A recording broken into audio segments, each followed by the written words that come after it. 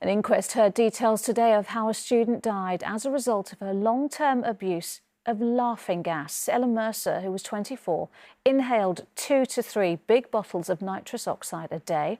When the emergency services were called to her home, she told them she could no longer walk. She died in hospital 24 hours later. Since her death, possession of laughing gas has been made illegal. Ellie Pitt reports. Ellen Mercer was 24 years old when she died. She'd been studying for a business qualification and had enjoyed working in a nursing home looking after older people. Her brother says they'd been close growing up, born less than 2 years apart. She was absolutely full of energy her entire life, almost too full of energy. She moved about 1 million miles an hour. It was very hard to keep up with, but overwhelmingly positive person who really seemed to deeply care about others, and yeah, just couldn't ask for much more in a sister, you know.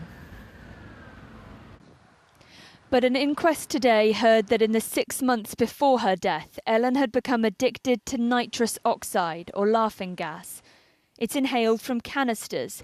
Small ones, sometimes seen in the street, can hold around 8 grams. Ellen had been using 2 to 3 large canisters a day that contained 600 grams of the substance.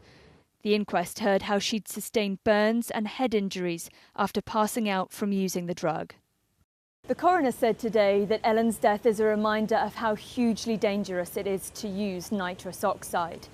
Before she died, Ellen called for an ambulance twice, saying that she couldn't walk.